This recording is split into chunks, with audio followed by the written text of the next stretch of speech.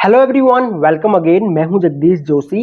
Last video में मैंने आप लोगों को वीएफडी से related interview questions and answers के बारे में बताया था। वहां पे हम लोगों ने कुछ इंटरव्यू में पूछे जाने वाले क्वेश्चन आंसर्स को डिस्कस किया था वीएफडी से रिलेटेड। आज के इस वीडियो में हम लोग पीएलसी से रिलेटेड कुछ इंपॉर्टेंट क्वेश्चन आंसर्स को डिस्कस करेंगे जो कि इंटरव्यू में बहुत ज़्यादा पूछे जाते हैं। ठीक है, तो पहला क्वेश्चन है यहाँ पे हम लोगों का, व्हाट इज अ पीएलसी। बहुत बेसिक है, क्योंकि मैंने आपको लास्ट वीडियो में भी बताया था, कोई भी इंटरव्यूअर ट्राई करता है किसी भी टॉपिक के बारे में अगर वो आपसे पूछता है तो वो बिल्कुल बेसिक से जाता है। अगर आपको बेसिक क्वेश्चंस का नॉलेज है तो ही वो थोड़े एडवांस क्वेश्चंस की तरफ जाएगा।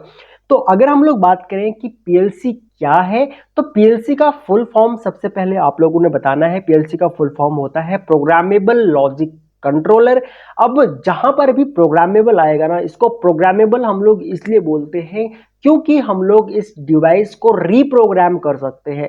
जिस भी डिवाइस को हम लोग रीप्रोग्राम कर सकते हैं उसको हम लोग प्रोग्रामेबल बोलते हैं। तो ये एक प्रोग्रामेबल लॉजिक कंट्रोलर है।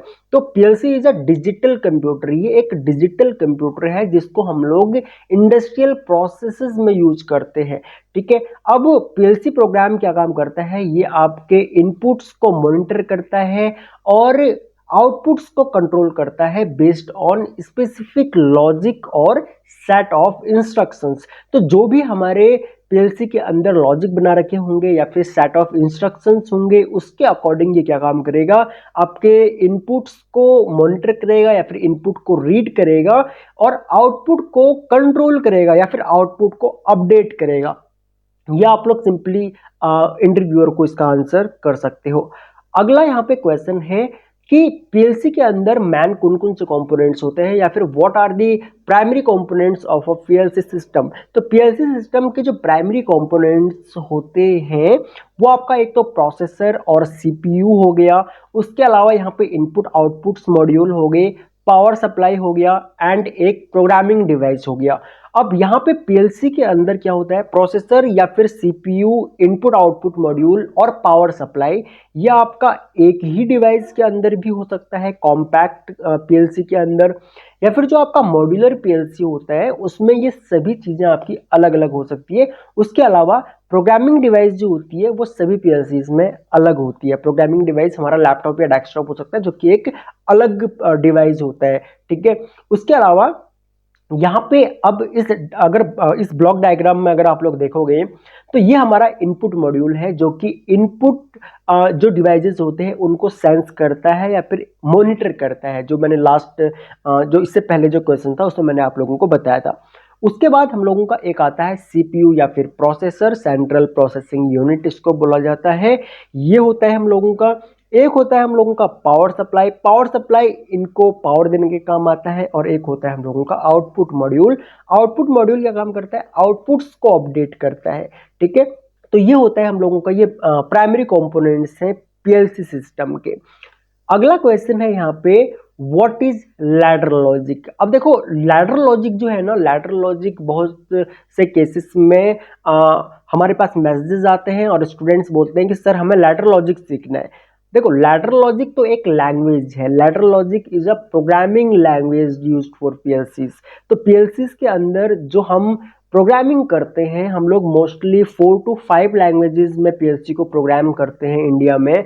उसमें से जो सबसे ज़्यादा लैंग्वेज यूज होती है वो लैडर लॉजिक है। तो लैडर लॉजिक एक लैंग्वेज है। जैसे मैं आपसे अभी बात कर रहा हूँ, मैं आपसे हिंदी में बात कर रहा हूँ, सेम अगर मैं आपसे इंग्लिश में या फिर किसी गुजराती में या बंगाली में किसी भी अदर लैंग्वेज में बात करूंगा तो वो एक मोड ऑफ कम्युनिकेशन है। सेम इसी तरीके से पीएलसी को हमारी ये भाषा समझ में नहीं आती है। पीएलसी को हिंदी, इंग्लिश ये सब भाषा समझ में नहीं आती है। पीएलसी को जो भाषा समझ में आती है हम उस भाषा में पीएलसी को प्रोग्राम करते हैं। जैसे कि लैडर लॉजिक, लैडर लॉजिक एक भाषा है, एक लैंग्वेज है। ठीक है, तो लैडर लॉजिक जो होती है वो बेस्ड ऑन ये रिले लॉजिक के ऊपर बेस्ड है। और जैसे कि लैडर लाइक डायग्राम्स जो होते हैं ये सेम वैसा ही होता है। जैसे कि यहाँ पे आपको एक ये डायग्राम दिख रहा है, ये लैडर लॉजिक का डायग्राम है।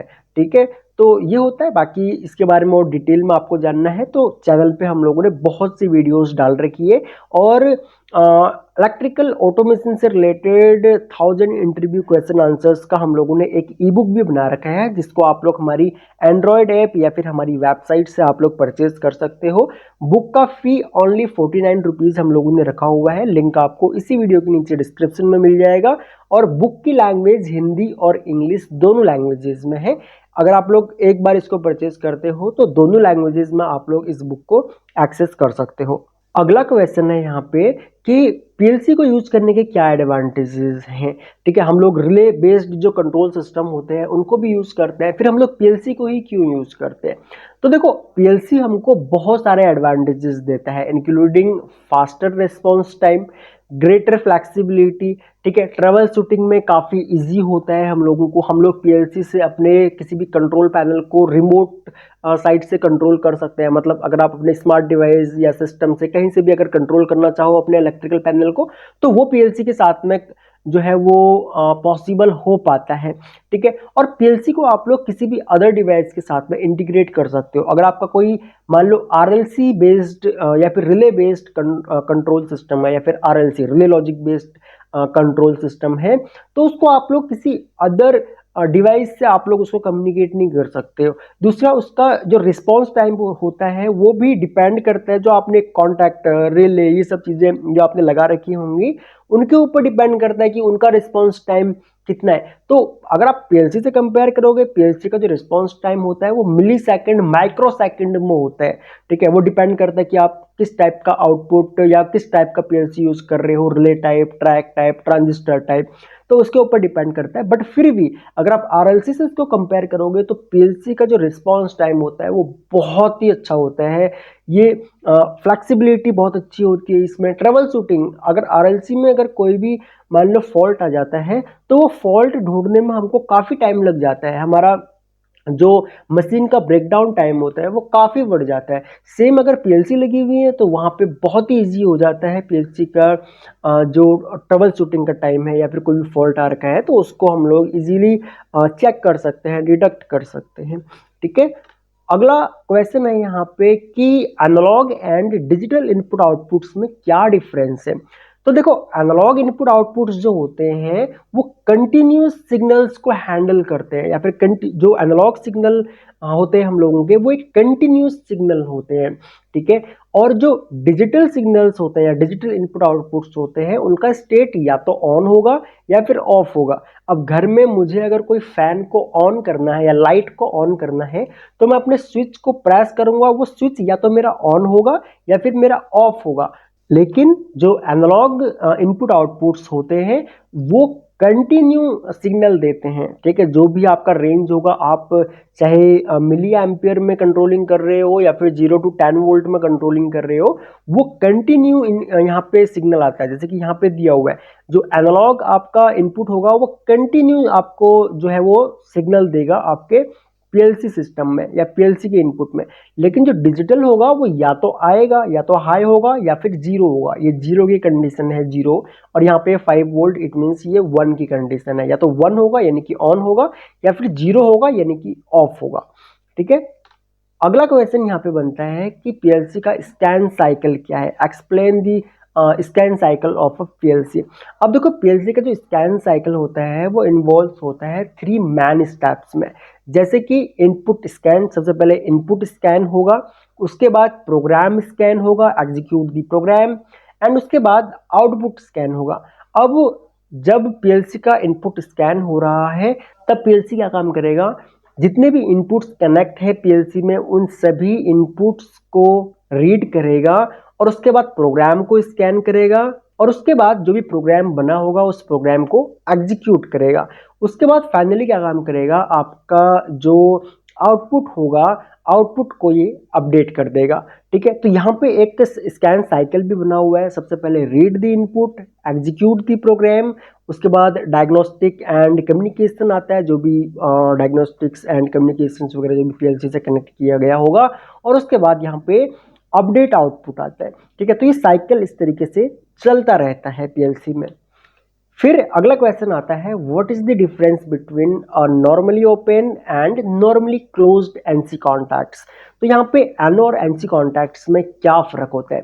अब देखो, जो एनो कॉन्टैक्ट होते हैं जब वो एक्टिवेट नहीं होंगे, जब वो अपनी होम पोजीशन में होंगे, वो ओपन स्टेट में होंगे, यानी कि अगर आप यहाँ पे इनपुट दोगे तो आउटपुट आपको यहाँ पे नहीं मिलेगी जब ये होम कंडीशन में है, या फिर जब ये एक्टिवेट नहीं है। अब ये एक्टिवेट कब होगा, जब आप इसको ऊपर से प्रेस करोगे, प्रेस करते ही जो भी आपने यहाँ पे इनपुट किया हुआ होगा वो आपको यहाँ पे आउटपुट में मिल जाएगा, तो उस केस में ये एक्टिवेट हो जाएगा। तो नॉर्मल कंडीशन में, या फिर जब ये एक्टिवेट नहीं है, या फिर जब एनो पुश बटन अपनी होम पोजीशन में है, उस टाइम पे वो ओपन स्टेट में रहेगा, इसका कॉन्टैक्ट ओपन रहेंगे। अगर हम लोग एनसी पुश बटन की बात करें, तो एनसी पुश बटन जब नॉर्मल स्टेट में है, या फिर जब ये एक्टिवेट नहीं है, या फिर जब ये अपनी होम पोजीशन में है, उस टाइम पे ये क्लोज कॉन्टैक्ट रहेंगे, यानी कि आपने यहाँ से इनपुट दिया तो यहाँ से आपको इंस्टेंट आउटपुट मिल जाएगा जब ये अपनी होम पोजीशन में है। लेकिन जैसे ही आप इस पुश बटन को प्रेस करोगे तो तुरंत यहाँ पे ये ओपन हो जाएगा। ठीक है, तो ये होता है NO push button and NC push button में डिफरेंस। उसके बाद अगला क्वेश्चन है, what is a PLC scan time. PLC का स्कैन टाइम क्या है। तो देखो, पीएलसी का जो स्कैन टाइम है वो पीएलसी का कंप्लीट एक फुल साइकिल में लगने वाले टाइम को हम लोग बोलते हैं पीएलसी का स्कैन टाइम। अब ये आपका including input scan, program scan and output scan होता है। मतलब कि आपके पीएलसी ने इनपुट रीड किया, प्रोग्राम को एग्जीक्यूट किया और उसके बाद आउटपुट को अपडेट किया, इस पूरे प्रोसेस में लगने वाले टाइम को हम लोग बोलते हैं पीएलसी का स्कैन टाइम।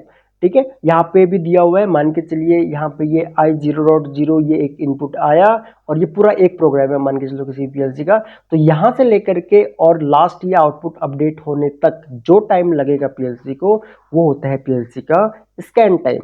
ठीक है, अगला क्वेश्चन है यहाँ पे कि हम लोग पीएलसी के स्कैन टाइम को किस तरीके से ऑप्टिमाइज कर सकते हैं। तो देखो, पीएलसी के स्कैन टाइम को ऑप्टिमाइज करने के लिए हमको पीएलसी के number of ladder logic instructions जो होती हैं उनको हमें कम करना पड़ेगा।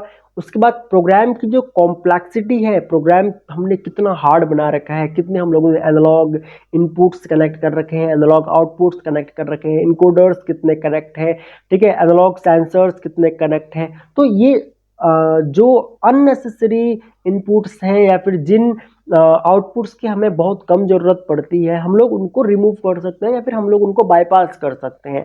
ठीक है, और हम लोग क्या काम कर सकते हैं, अदर जो प्रोग्रामिंग टेक्निक्स होती है, इफिशिएंट प्रोग्रामिंग टेक्निक्स, हम लोग उनको यूज़ कर सकते हैं। ठीक है, और हम लोग अप्रोप्रिएट हार्डवेयर यूज़ कर सकते हैं। कई बार तो क्या होता है कि हम लोग कोई ऐसा हार्डवेयर यूज़ कर रहे होते हैं, कोई ऐसा पीएलसी यूज़ कर रहे होते हैं जो उस प्रोग्राम के लिए बना ही नहीं है। ठीक है, अगर आप बहुत ही कॉम्प्लेक्स प्रोग्राम को एक बेसिक से पीएलसी में अगर आप लोग डाल दोगे तो उसका स्कैन टाइम ऑलरेडी बढ़ जाएगा। पीएलसी का स्कैन टाइम बहुत ज़्यादा नहीं होना चाहिए। पीएलसी इनपुट स्कैन करने से लेकर के आउटपुट जनरेट करने तक या आउटपुट अपडेट करने तक उसका स्कैन टाइम जितना कम होगा, पीएलसी उतना ही ज़्यादा फास्ट रिस्पॉन्स करेगी। तो अगर पीएलसी ज़्यादा फास्ट रिस्पॉन्स, अगर आपको पीएलसी का स्कैन टाइम कम करना है, ऑप्टिमाइज करना है, तो आप लोग एक तो नेचर ऑफ इनपुट चेक करोगे, डिजिटल इनपुट कितने हैं, एनालॉग इनपुट कितने हैं, डिजिटल आउटपुट कितने हैं, एनालॉग आउटपुट कितने हैं। तो उनमें से number of analogue input, number of analogue outputs को अगर कम किया जा सकता है वो आप लोग कर सकते हो। प्रोग्राम को अगर कुछ चेंज कर सकते हो आप लोग तो वो कर सकते हो। ठीक है, तो वो सब चीज़ें हम लोग कर सकते हैं। और हार्डवेयर भी हम लोगों को अप्रोप्रिएट हार्डवेयर जो है उसका सिलेक्शन जो है वो करना होता है। उसके बाद अगला क्वेश्चन है कि हम लोग पीएलसी सिस्टम को किस तरीके से ट्रबल शूट कर सकते हैं। ठीक है, तो यहाँ पे देखो, जब हमको पीएलसी को ट्रबल शूट करने की बारी आती है या फिर जब कोई आपसे ये पूछता है कि भाई कैसे पीएलसी को आप लोग ट्रबल शूट करोगे, तो पीएलसी को ट्रबल शूट करने के लिए हमें कुछ चीज़ें चेक करनी होती है। अगर कोई पीएलसी काम नहीं कर रहा है, कोई पीएलसी का कोई आउटपुट जो है वो जनरेट नहीं हो रहा है, आउटपुट अपडेट नहीं हो रहा है, या पीएलसी में इनपुट नहीं आ रहा है, तो कुछ स्टेप्स होते हैं पीएलसी को ट्रबल शूट करने के। जैसे कि सबसे पहले तो हम लोग पावर सप्लाई चेक करेंगे कि भाई पीएलसी में पावर सप्लाई आ रहा है या नहीं आ रहा। उसके बाद हम लोग इनपुट आउटपुट कनेक्शंस को वेरीफाई करेंगे, इनपुट आउटपुट कनेक्शंस प्रॉपर तरीके से मतलब उनके कनेक्शन हो रखे हैं या नहीं। इनपुट मान के चलो मेरा X0 या I0.0 इनपुट मतलब आना है किसी पुश बटन को प्रेस करके, तो वो आ रहा है या नहीं आ रहा। कई बार क्या होता है बीच में से वायर ब्रेक हो जाती है, हमारा NONC पुश बटन या जो भी इनपुट सेंसिंग डिवाइस है वो माल फंक्शन करने लगता है, उसकी वजह से इनपुट ही नहीं आ रहा होता, जिस वजह से हमारा पूरा प्रोग्राम या पूरा PLC जो है वो प्रोग्राम ही एग्जीक्यूट नहीं होता। तो वो सब चीज़ें हमको चेक करनी होती है। तो पहले हमने पावर सप्लाई चेक करना है, PLC ऑन है, ठीक है ऑन है। उसके बाद वेरीफाई इनपुट आउटपुट्स को वेरीफाई करना है, कनेक्शन ठीक है PLC में, उसके इनपुट मॉड्यूल में हर एक पुश बटन को प्रेस करने के बाद जो है वो सिग्नल आ रहा है, ठीक है। उसके बाद जब सब कुछ ठीक लग रहा है हमको फिजिकली, तो फिर हमको अपना लैडर लॉजिक प्रोग्राम को वो चेक करना होता है कि भाई PLC का प्रोग्राम में तो कुछ इश्यू नहीं आ रहा है, ठीक है। और जो अदर डायग्नोस्टिक्स टूल होते हैं जो कि हर एक PLC के सॉफ्टवेयर में अलग अलग होते हैं, वो फिर हम लोग वहाँ पे जा करके सॉफ्टवेयर को PLC को ऑनलाइन मोड पे लेकर के हम लोग वहाँ पर भी चेक कर सकते हैं, ठीक है।